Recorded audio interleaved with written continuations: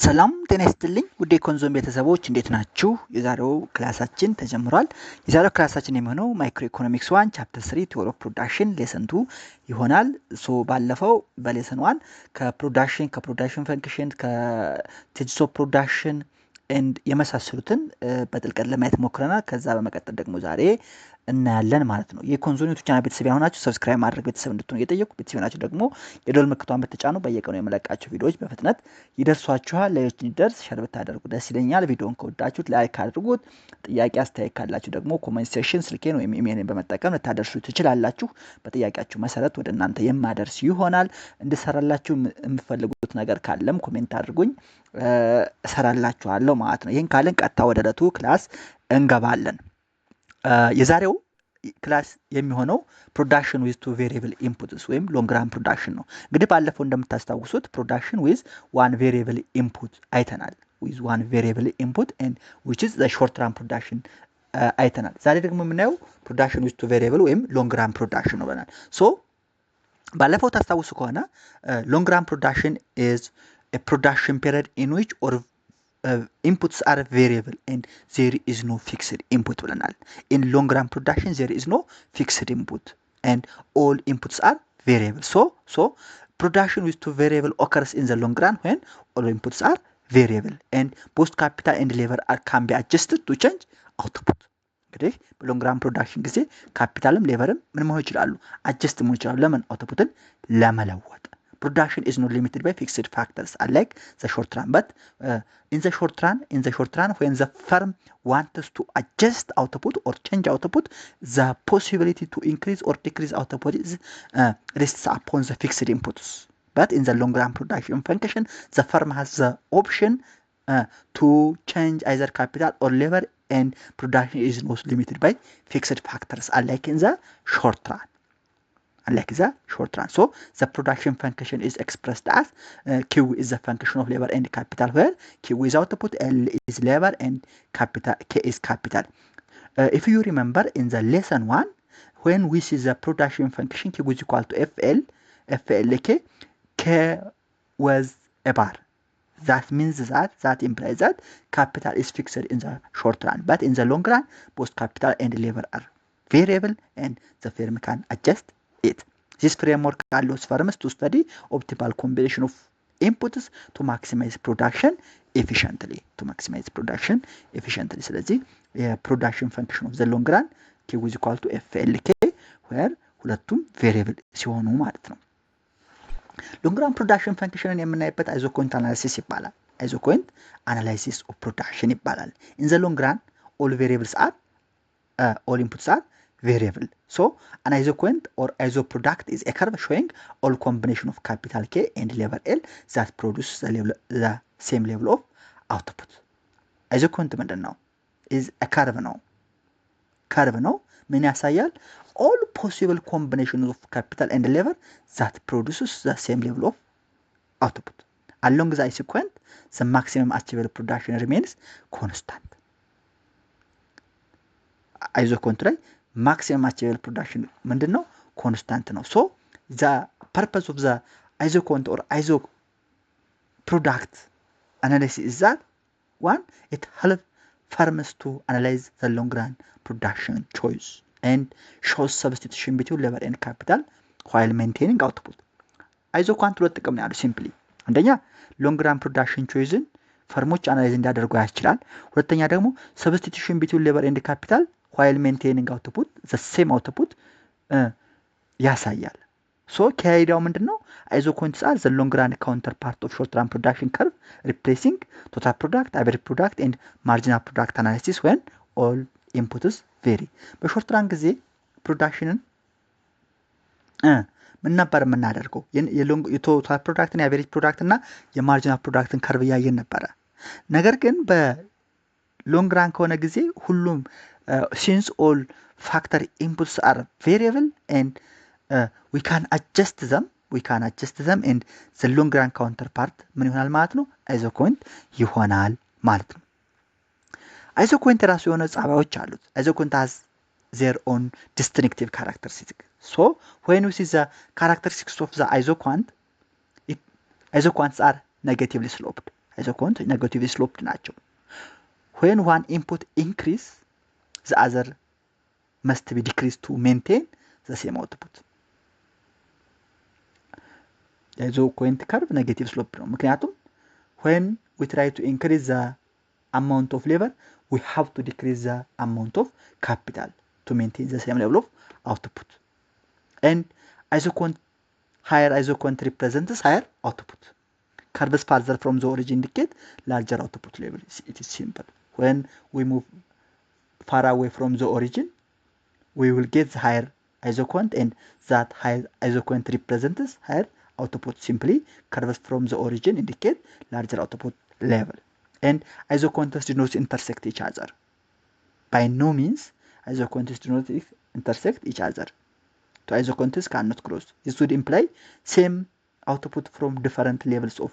inputs at the same point which is impossible and the fourth characteristics of the isoconts are isocont does not touch axis isocontoች axisን touch አያደርጉም x axisንም y axisንም touch አያደርጉም cannot touch the x axis or the y axis imply production cannot occur with only one input if isoconts touch the axes it means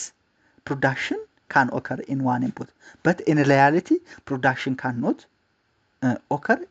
with one input such as with only labor or with only capital so since production cannot occur with one input isocont do not touch axes and the final property is isocont is convex to the origin this is due to diminishing marginality of technical substitution diminishing marginality of technical substitution diminishing marginality of technical substitution ማለት as more labor is used less capital is needed to maintain output just the same level of output maintain ለማድረግ more labor ስንጠቀም less capital ያስፈልጋል ማለት ነው አንድ ሲጨምር አንዱ ይቀንሳል ማለት ነው MRTs ምንድነው የሚለው ቀጥለን እናያለን isocont simply ይሄ ነው as I said before isoconts away from the original the highest different just ናቸው so in figure IQ2 curve shows larger output than IQ1 curve the curve that is away from the origin shows larger output and the slope of the isocont is the ምንድነው the marginal of technical substitution which means changing k over changing L which means dk by dl and the negative sign indicates that isoconts are downward sloping so they have the negative slope as more labor is used less capital just substitute ስለሚደረግ ማለት ነው marginal of technical substitution ቀደም ብለናል marginal of technical substitution is the slope of the isocont curve ነው ብለናል marginal rate of substitution is the rate at which one input can be substituted for another while keeping output constant so marginal rate of technical substitution labor for capital measures how much capital K can be reduced if one more units of labor L is added so marginal rate of technical substitution L for K is equal to minus changing K over changing L the negative sign indicates that the slope of the isocont is negative or isocont is downward sloping the key concept is that as more labor is added the reduction in capital becomes smaller for each extra unit of labor simply marginal of technical substitution ማለት ነው more labor add ያደረገን በድ ቁጥር the reduction of capital smaller and smaller እየሆነ ይመጣል ነው ሪዝኑ ምንድነው no factor of production is perfect substitute for another በምን means በfactor of production አንዱ ሌላው perfect substitute ሊሆን አይችልም አንደኛ ሁለተኛ inputs are subject to diminishing marginal return inputs whether it can be labor or capital they are subject to diminishing marginal return ይሆናል ማለት so the mathematical expression is that marginal of technical substitution labor for capital is equal to minus dk over dl is equal to marginal product of labor or marginal product of capital simply this is the slope of the isocont curve ማለት ነው where MPL is marginal product of labor, MPK is marginal product of capital, and minus changing K over minus changing K, MPK is equal to change in L. So the loss in K equals to the gain in L to maintain constant output. By marginal rate of technical substitution, ጊዜ the loss in capital የምንቀንሰው capital ከgain in L ጋር ምንድነው ተመሳሳይ ነው ለምን to maintain constant output ማለት ነው ፕሩፉን እንይ። let's see the proof. Given the production function q is equal to f function quantity of output is the function of labor and capital. So when we make the total differential of the output function, the q is equal to partial derivative of q by partial derivative of L by dl plus partial derivative of k by k times dk. Along the isoquant, output is constant. We know that. Along the isoquant, output is constant. Even if the quantity of inputs can be varied, output is similar. So we can make the dq is equal to 0. So 0 is equal to the partial derivative of the output function q by L is the marginal product of labor. So marginal product of labor times dl plus the partial derivative of the output function by capital is the marginal product of capital dk. So when we move mpk dk to the right side, mpl dl is equal to minus mpk dk. Now ምን እናደርጋለን? both side by dl and by dk ብናደርገው minus dk over dl is equal to mpl over mpk, which is equal to the marginal of technical substitution labor for capital. Similarly, minus dl over dk is equal to marginal product of capital over marginal product of labor, which is marginal of technical substitution capital for labor. And this shows that marginal rate of technical substitution is the slope of the isoquant. As I said before, marginal rate of technical substitution is the slope of the isoquant, and the rate of substitution is determined by the ratio of marginal product of the input. ማለት ነው። So next to the marginal rate of technical substitution, we see that the elasticity of substitution. The elasticity of substitution measures the degree to which one input capital can be substituted for another input labor, and it is defined as the ratio of the percent change in capital labor ratio k over L to the percentage change in marginal rate of technical substitution. So elasticity of substitution ማለት ነው ሲምፕሊ ምን ማለት ነው? አንዱ ሌበር ኢንፑት ለምሳሌ ካፒታል ካምቢ በሌላ ኢንፑት such as labor ሰብስቲቱት የሚደረግበት ዲግሪ elasticity of substitution ይባላል። በሌላ አገላለጽ ደግሞ እንዴት ይገለጻል? the ratio of the percent change in capital labor ratio to the percent change in the marginal rate of technical substitution, which means elasticity of substitution is equal to percentage change in k over L to percentage change in marginal rate of technical substitution ማለት ነው። mathematical expression ምን ይሆናል? elasticity of substitution is equal to d into d by L over k over L into d mRTS by over mRTS ይሆናል። where percentage change in k over L percent change in k over L over k over L ነው። percent change in marginal rate of technical substitution ደግሞ percent change in marginal rate of technical substitution over marginal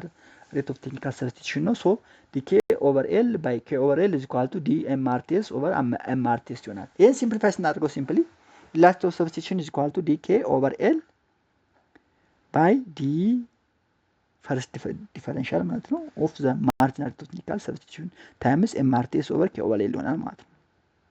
So this formula shows the elasticity of substitution quantifies how easily capital can be replaced labor or vice versa when maintaining constant output. elasticity of substitution ምን ያሳያል ማለት ነው? አንዱ ኢንፑት ለምሳሌ ካፒታል can replace labor or vice versa, ነገር ግን output is constant while when maintaining output constant ማለት ነው። ይህን ካየን ለምሳሌ elasticity of substitution dk over L by d mRTS times mRTS over k over L ይሆናል። so elasticity of substitution 0 ሊሆን ይችላል፣ ኢንፊኒቲ ሊሆን ይችላል፣ 1 ሊሆን ይችላል። when elasticity of substitution is 0, perfect complement inputs elastic of substitution 0 ከሆነ the inputs are perfect complement ናቸው elastic of substitution infinity ከሆነ the inputs are perfect substitutes ናቸው perfect substitute ናቸው elastic of substitution ደግሞ አንድ ከሆነ for imperfect substitute input so እዚህ ጋር ልትጠይቁት ይችላልላችሁ elastic of substitution ለምሳሌ infinity ነው so ጉድ ሌቨርና ካፒታል ወይም ሁለቱ ኢንፑቶች ምንድናቸው እንባል perfect substitute ናቸው ማለት ነው ስለዚህ elastic of substitution can be 0 infinity or 1 and እንትናቸውም ትርጉማቸውም ይለያያል ማለት ነው the factor intensity of any process is measured by the ratio of capital and labor factor intensity of any process በምን measure ይደረጋል the ratio of capital and labor k over l ማለት ነው so ይሄን ግራፍ ስናየው አሁን ለምሳሌ simply factor intensity ግራፍ ነው አይዞ ኳንት አለ so at point a1 ለምሳሌ a1 ዩት the intercept a1 ማለት k ኖት እና l ኖት የሚገናኙበት ማለት ነው የሁለቱ at point a1 capital greater than level simply then the production process is capital intensive ነው factor intensity ማለት እሱ ስለሆነ ማለት ነው at point a2 ደግሞ a2 point ደግሞ ከታችኛው ያ ማለት የk1 እና l1 ነው l greater than l k l ደግሞ ምን ይበልጣል ከk ይበልጣል so the production process is labor intensive so the factor intensity of any process is measured by the ratio of capital and labor ይሆናል ማለት ነው ይሄ ግራፍ የሌበር የፋክተር ኢንቴንሲቲ ያሳየናል ማለት ነው ኢንካየን ሪተርን ቱ ስኬል እንይ ሪተርን ቱ ስኬል ማለት ሎ ፕሮዳክሽን ኢን ዘ ሎንግ ራን ማለት ነው ሪተርን ቱ ስኬል ማለት ሎ ፕሮዳክሽን ኢን ዘ ሎንግ ራን ማለት ነው ሪተርን ቱ ስኬል refers to how output Q changes when all inputs factors are increased by the same proportion T in the long run simply ሪተርን ቱ ስኬል ምን ያሳያል ማለት ነው አውትፑት Q ቼንጅ ያደርጋል በምን ምክንያት ነው ቼንጅ የሚያደርገው ኢንፑትስ ወር ፋክተርስ ቼንጅ ያደርጉ ነው እነሱ ግን የሚለያዩበት ምን ፕሮፖርሽን ኢፌክት ያደርጋል ማለት so return to scale refers to how output Q changes when all inputs are increased by the same proportion in the long run so it helps to measure the efficiency of scaling up production return to scale ለምን ያገለግላል scaling up production efficiency measure ለማድረግ ያገለግላል types of return to scale ስናይ there are three types of return to scale increasing return to scale constant return to scale and decreasing return to scale increasing return to scale ከሆነ output increases more than the proportion of input ነው output increases more than the proportion of input ለምሳሌ output በh ጨምሮ t input በt ኢንፑቱን በቲ ጨምረህ አውትፑቱ በኤች ከጨመረ ወይን ኤች ግሬተር ዛን ቲ ኢንክሪዚንግ ሪተርን ቱ ስኬል ይባላል ለምሳሌ ኬዙ ምንድነው የኢንክሪዚንግ ሪተርን ቱ ስኬል ቴክኒካል ኢንቪዚቢሊቲ ለምሳሌ ማሽነሪስ ኢኩዊፕመንትስ ወርክስ ቤተር አት ላርጀር ስኬል ኤንድ ዘ ማናጀሪያል ኤፊሺየንሲ ቤተር ኮኦርዲኔሽን አት larger scale and specialization of labor workers focus on narrow tasks increasing efficiency ስለዚህ return to scale increasing return to scale simply means output increases more than the proportion of increment ማለት ነው constant return to scale ማለት ደግሞ output increases exactly in the proportion to input increase inputን በወጥ ጨምረ output በወጥ ከጨመረ constant return to scale ይባላል which means h is equal to t ማለት ነው often observed in mature production process where scaling up does not give extra efficiency scaling up extra efficiency ማምጣት ሳይችሉ ሲቀሩ እና ብዙ ጊዜ ደግሞ በማቹር ፕሮዳክሽን ፕሮሰስ ኦከር የሚያደርግ የሪተርን ቱ ስኬል አይነት ኮንስታንት ሪተርን ቱ ስኬል ይባላል the third one is decreasing return to scale decreasing return to scale is occur when output increases less than the proportion of input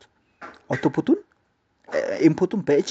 በቲ ጨምረው አውትፑቱ በኤች ጨምረው when h less than t ምን ይባላል decreasing return to scale ይባላል often due to overcrowding management inefficiency or resource limitation ይሄ decreasing return to scale በovercrowding ሊሆን ይችላል በmanagement inefficiency ሊሆን ይችላል በresource limitation ሊሆን ይችላል ማለት ነው return to scale and homogeneity of the production functions እና ደግሞ return to scale and the homogeneity of production functions እና መጀመሪያ homogeneous production function ማለት ነው የሚለው ነው homogeneous production function ማለት a function is homogeneous if multiplying all inputs by t results in output that can be written as q star is equal to tv times q V degree of homogeneity ነው indicates type of return to scale homogeneous production function ስንል አንድ ፈንክሽን homogeneous ነው ለማለት multiply all inputs by t results in the output that can be written as q star is equal to tv times q v ምንድነች degree of homogeneity ነው degree of homogeneity ምን ያሳያል ደግሞ type of return to scale ያሳያል ማለት ነው interpretation of v ለምሳሌ v አንድ ሲሆን constant return to scale ይባላል output changes proportional with all inputs ነው v ከአንድ ሲበልጥ ደግሞ increasing return to scale ይባላል output changes more than proportional ይሆናል and v ከአንድ ሲያንስ degree of homogeneity ከአንድ ሲያንስ output changes less than proportionally ወይም decreasing return to scale ይሆናል ስለዚህ እቺ degree of homogeneity አንድ ልትሆን ትችላለች ከአንድ ልበልጥ ትችላለች አንድ ልታንስ ትችላለች አንድ ሲሆን constant return to scale ነች degree of homogeneity ከአንድ ሲበልጥ increasing return to scale ነው ከአንድ ሲያንስ ደግሞ decreasing return to scale ነው ይሄ ለhomogeneous production function ነው ለነን homogeneous production function ደግሞ if t cannot be factored out t factored out ማትሆን ከሆነ the production function is non homogeneous t factored out ምትሆን ከሆነ homogeneous production function ይባላል ያ ማለት multiplying all inputs by t results in output q star is equal to the power of v በq መልክ ሲጻፍ ነገር ግን factored out የማይሆን ከሆነ the production function is non homogeneous and return to scale cannot be easily measured mathematically production function ደግሞ non homogeneous ከሆነ return to scale mathematically simply measure መደረግ አይችልም why it matters why homogeneity matters homogeneity function allows to predict output changes when scaling production ማለት ነው ይሄን ካየን examples and takeaways of this lesson and examples and takeaway examples of return to scale and homogeneity and key takeaway example suppose a production function q is equal to a function of labor and capital increase all inputs by factor t increase all inputs by factor t new output ምን ሊሆን ይችላል q star is equal to tv times q analysis if v greater than or increasing return to scale if v is equal to 1 constant return to scale and if v less than 1 decreasing return to scale ቀደም ያየነው ማለት ነው ይሄ አናሊሲስ ነው ኪ ፖይንቱ ምንድነው ከዚህ የምንወስደው ኪ ቴካዌው return to scale only applies in the long run return to scale apply የሚሆነው በምንድነው በሎንግ ራን ነው ምክንያቱም በሎንግ ራን ጊዜ all factors of production all inputs variable ስለሆኑ ማለት ነው when all inputs are variable and increasing return to scale encourages expansion of production for cost advantage ፈርሙ ኤግዛቢት እያደረገ ያለው ፐርፎርም እያደረገ ያለው increasing return to scale ከሆነ ደግሞ expansion of production encourage ያደርጋል ምክንያቱም ለኮስት አድቫንቴጅ decreasing return to scale warns of inefficiency decreasing return to scale ካለ ደግሞ inefficiency ዋርን ያደርጋል and at too large scale constant return to scale shows proportional scaling ነው so efficient but no extra gain from increasing scale